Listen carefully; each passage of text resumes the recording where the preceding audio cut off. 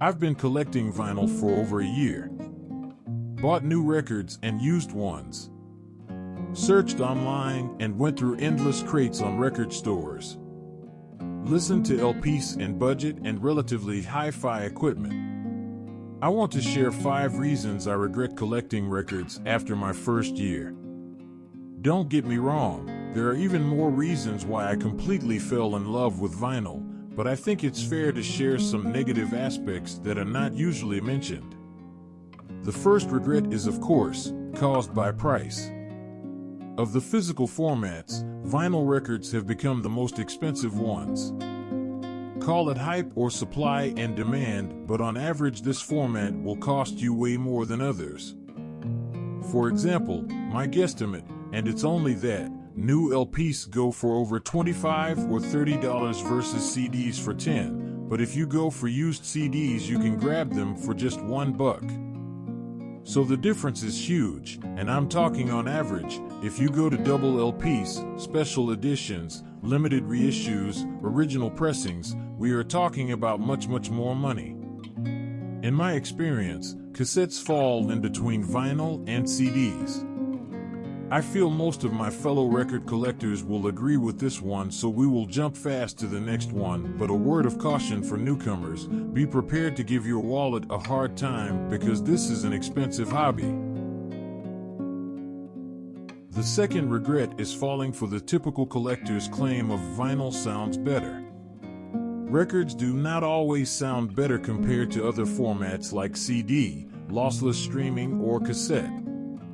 I would restate the claim as vinyl can sound better than other formats. Records have tons of problems such as clicks and pop noises, inner groove distortion, which is higher distortion as you approach the end of the side of the record, or higher noise floor than CDs. Also, CDs have a wider frequency range that in theory can create a wider spectrum of sound. The thing is that with very good mastering and recording techniques, which was very common during the vinyl prime time in the late 50s, 60s, and 70s, coupled with that very mellow and special analog sound, records sound spectacular and have no match. My only advice is that those jumping into collecting records should be aware of these caveats to the sounds better claim.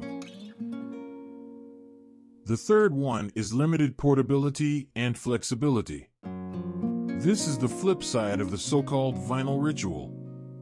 We all love how zen is the whole ritual of taking the record out of the sleeve, putting it in your record player, and dropping the needle. With vinyl, you are limited to hear it wherever your collection is. That means if you are at your office, you are probably limited to Spotify or YouTube. But you don't even need to go that far. Even if you are in your house, if you are in another room, you wouldn't be able to access it. There are people saying that you can rip your collection to digital and then transport it in a pen drive. My take is, the fastest you acknowledge that this hobby is an experience rather than just music, the better. Consider that every time you are buying an album, you are buying an unlimited ticket to go to a concert for about 1 hour, where you will need to go to a determined place at a chosen time, and there will be a particular ritual associated with it to enjoy it to its fullest. Again, it's not the music with records, but the whole experience. My fourth regret is falling for the collector trap. This is a topic I would really love to talk about for an extensive period of time, and hopefully we'll do a particular video of it. What do I mean with collector trap? Well, let's say that this physical format currently enjoys a lot of hype, which results in lots of special editions, reissues, new masters, colored vinyl, gatefold sleeves, box sets, and infinite features.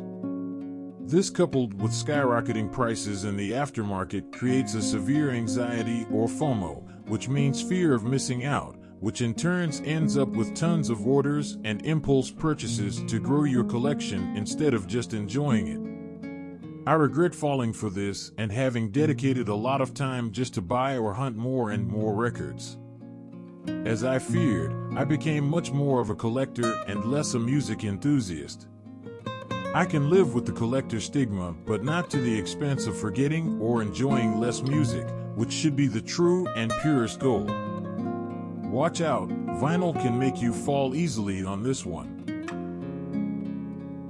The last regret is not realizing how much maintenance it will require, both the records per se and then the equipment playing it.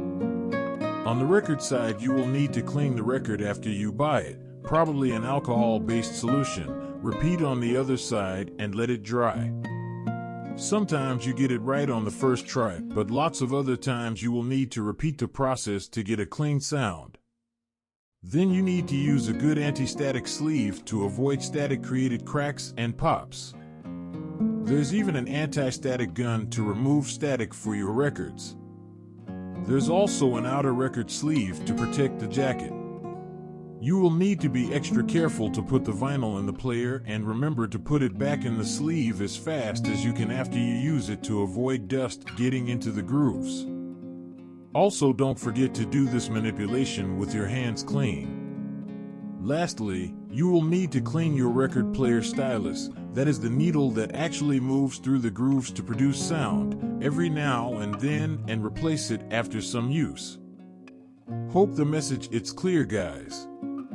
I love vinyl, it's an awesome format, and I will continue collecting it for years to come. Its advantages completely outweigh its pitfalls.